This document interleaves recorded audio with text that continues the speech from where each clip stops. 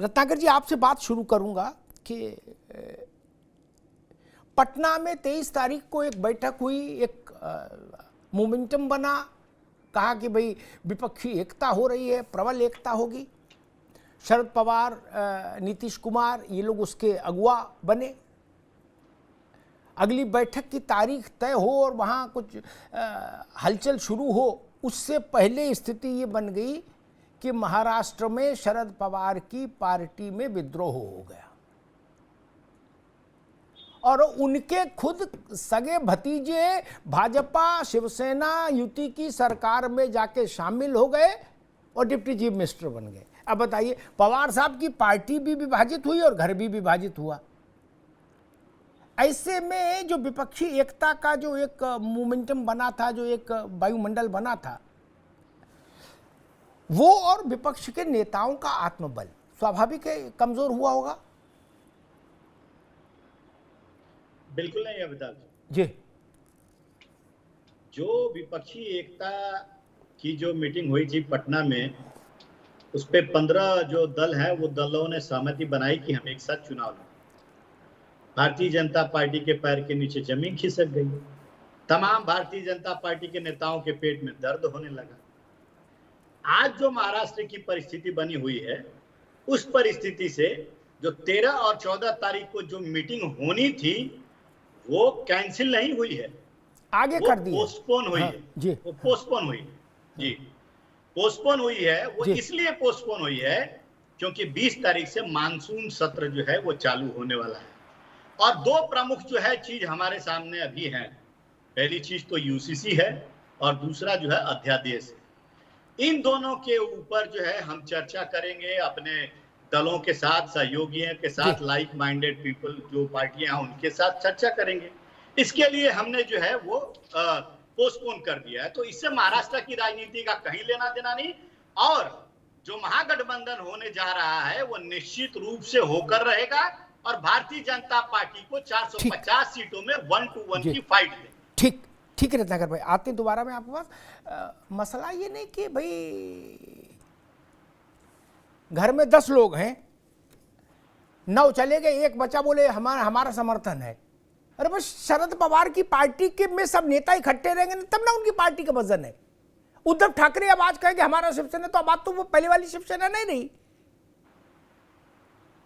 इसलिए एकता होगी, अच्छी बात है, लेकिन एकता के लिए लोग कहां बचेंगे ये भी तो सोचना होगा। पता लगे कांग्रेस में राहुल गांधी जी हैं तो फिर तो काम नहीं चलेगा ना।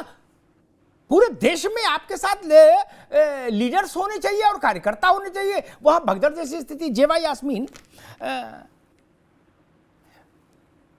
कमर कसते हैं, बड़ी बड़ी शपथ लेते हैं, लगता है कि नहीं इस बार बिल्कुल पराक्रम करेंगे क्या, और फिर अचानक से किसी राज्य से खबर आती है कि भैया निकल लिए रात में। नहीं, ऐसे तो भाई टीवी पर बोला जा सकता है कि नहीं हम तहलका मचा देंगे, क्रांति कर देंगे 24 में, दिस दैट, लेकिन व्यवहारिक सच्चाई तो हम भी जानते हैं और जनता हमसे ज्यादा जानती है। नहीं, लड़ाई का टेम्पो बनता नहीं है, हवा निकल जाती है। क्या शरद पवार को कोऑर्डिनेटर बनाना था, कन्वीनर, उनका बुढ़ापे में हश्र हो गया। बताइए, समझ ही नहीं पा रहे बिटिया को चुने कि भतीजे को चुने, और चाचा भतीजे की लड़ाई आपसे ज्यादा कौन जानता, जेवा यास्मीन बताइए। नहीं अमिताभ जी, देखिए जो परिवार में पॉलिटिकल पार्टी में जब एक परिवार इन्वॉल्व होता है ना, तो जरूरी नहीं है कि सबकी सोच एक हो, सबकी पॉलिटिकल महत्वाकांक्षा एक हो। तो एक परिवार में भी पॉलिटिकल महत्वाकांक्षाएं अलग अलग हो सकती हैं और इस तरीके का पहले भी देखा गया है। और जहां तक बात महाराष्ट्र की है, महाराष्ट्र आज या कल चर्चा में नहीं आया है, एक लंबे समय से चर्चा में चल रहा है, क्योंकि कहीं ना कहीं भाजपा अपने आप को महाराष्ट्र में कमजोर पा रही थी और वो हर हथकंडे अपना रही है। और 23 की जो पॉलिटिकल मीट हुई है उसके बाद भी असर आया है। विपक्ष तो विपक्ष में ही था, अजीत पवार इधर थे तो भी विपक्ष में था और अभी भी विपक्ष में है।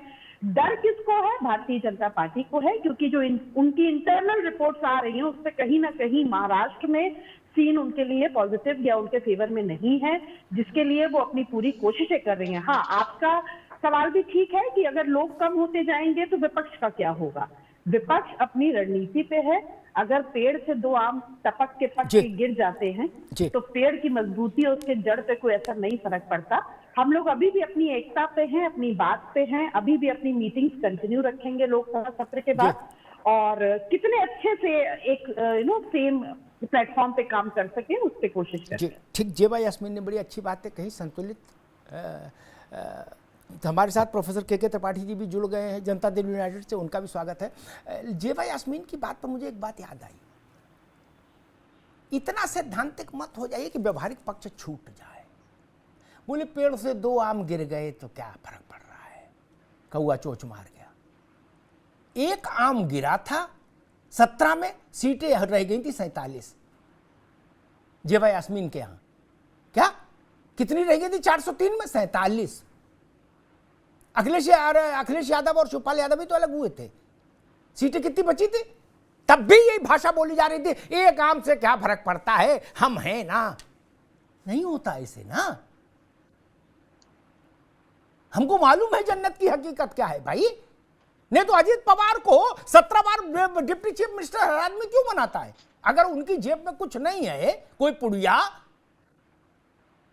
तो धर्म खाते में कोई बना रहा है उनको डिप्टी चीफ मिनिस्टर। और छगन भुजबल भी एक आम है, अगर वो चुके हुए, इनको तो 2009 में डिप्टी सीएम बनाया था पवार ने, आज वो 3-13 हो गए। ये भाव ठीक नहीं। ये मानिए कि हाँ लोग जाते हैं तो नुकसान कर जाते हैं, कितना भी बड़ा नेता हो उसके पीछे फॉलोअर नहीं तो क्या करेगा। खैर त्रिपाठी जी, मैं शालिनी आपके पास सबसे बाद में आऊंगा, क्योंकि सारे आरोप आप पर हैं, आपकी पार्टी पर है कि आप लोग सारे घर के बदल डालूंगा वाला मुहिम में निकल पड़े हो और बिल्कुल धुआंधार बैटिंग कर रहे हो, चाहे गेंद लगे चाहे बल्ला, सटासट। त्रिपाठी जी, हंसी मजाक एक तरफ, लेकिन हकीकत ये है, हालांकि उसका आप खंडन करेंगे, लेकिन फिर भी मैं बोलूंगा जरूर, हकीकत ये है कि जनता दल यूनाइटेड एक विचित्र संघर्ष से गुजर रहा है। आप बोलेंगे नीतीश जी दिस अच्छी बात, लेकिन फिर भी सच्चाई ये है। और सच्चाई ये भी है कि जितना हमको जानकारी है उससे ज़्यादा नीतीश बाबू को जानकारी है। उन्होंने अपना व्यवहार भी कुछ बदला है, बुलाना, बैठालना, चाय नाश्ता, पूछना, भूजा खिलाना, ये सब कार्यक्रम शुरू हुए हैं। लेकिन वहाँ भी सुधी लोग ऐसा कह रहे हैं त्रिपाठी जी कि मंच सज गया है। किसी दिन कोई इतवार ऐसा हो सकता है महाराष्ट्र जैसा, वहां भी त्रिपाठी जी यहां तक स्थिति पहुंच गई है क्या? देखिए अमिताभ जी, हमारी पार्टी के बारे में बहुत बार इस तरीके की चर्चाएं आती रही हैं, तमाम चैनलों पे इसकी चर्चा होती रही है कि जनता दल यूनाइटेड टूट जाएगा। लेकिन मैं आपके चैनल के माध्यम से बताना चाहता हूं, जनता दल यूनाइटेड इतनी मजबूत है क्योंकि उसके साथ जनता जुड़ी हुई है और यूनाइटेड है, तो उस पर फूट की कहीं कोई दूर त्रिपाठी जी, नीतीश बाबू के बाद कौन ये ढूंढने के लिए वो लेंस ले आओ तो भी नहीं दिखाई देता आदमी। देख किसी का नाम याद हो, चलो पूछ लो, आपके सहयोगी पार्टी है जेबा यास्मीन, इनसे पूछ लो जनता दल यूनाइटेड में नीतीश जी के बाद किसी का नाम याद है? नहीं याद होगा। देखिए और आप कह रहे हो हम बिल्कुल ऐसे सीमेंट से बने जी। अमिताभ जी, लोग कहते थे आफ्टर नेहरू हु, ये सवाल बहुत बड़ा मौलिक सवाल उस समय उठता था मेरे छात्र जीवन में। लेकिन नेहरू के बाद बहुत अच्छी सरकार चली। उसके बाद हमारी पार्टी में कहा गया कि जॉर्ज फर्नांडिस के बाद कौन? शरद यादव। उसके बाद शरद यादव के बाद कौन हुआ? तो माननीय नीतीश कुमार हुए।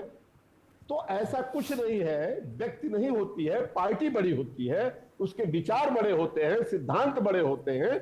ये मौलिक सवाल। और ये जानते हैं कि सोशलिस्टों में कहावत है, हमारे माननीय नीतीश कुमार जी खुद ही कहते थे, ज्यादा दिन तक एक साथ रहते नहीं और ज्यादा दिन बिछोड़ के नहीं रहते। ये एक इनकी आप कह सकते हैं कि इनकी कोर में या जड़ में है वो। तो वो सोशलिस्टों का एक बहुत बड़ा, चूंकि आपने तो बहुतों को कवर किया है पूरे देश में, तो ये बहुत बड़ी लड़ाई पहले में सोशलिस्टों में होती रही। लेकिन जब देश पे कहीं खतरा आता है, लोकतंत्र पे खतरा आता है, लोकतंत्र को लोग तोड़ने के लिए कोशिश करते हैं, तो उस समय मुखर होकर के लोग आगे आते हैं। माननीय नीतीश कुमार ने इसकी पहल की बिहार से, और उस पहल का यह असर हुआ कि आज भारतीय जनता पार्टी में बेचैनी है। जी मैं आपके चैनल, सम्मानित चैनल के माध्यम से बताना चाहता हूं, भारतीय जनता पार्टी ने इसके लिए बेचैनी है। सीटें कितनी मिलेगी, क्या मिलेगा, ये तो ठीक, जब चुनाव होगा ठीक तो है पता त्रिपाठी जी, ठीक बात। लेकिन- नेहा शालिनी लेकिन दुआ के पास अगला चलता हूँ, जो- ठीक है। जो बात त्रिपाठी जी ने की, प्रोफेसर आदमी है, चीज़ों को अच्छे ढंग से रखते हैं, लेकिन एक बात समझना चाहिए, आफ्टर नेहरू हु, ये प्रश्न यहाँ, ये समाज, ये यहाँ तुलना नहीं हो सकती।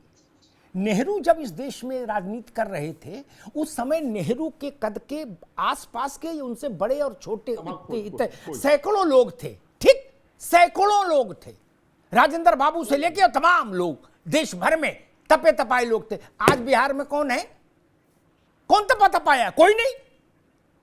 नीतीश बाबू ही कौन सा तपे तपाए हैं, इमरजेंसी छोड़ दीजिए तो। उन्हें कौन सा भारत पाकिस्तान का युद्ध लड़ा? ये सब बातें ठीक नहीं।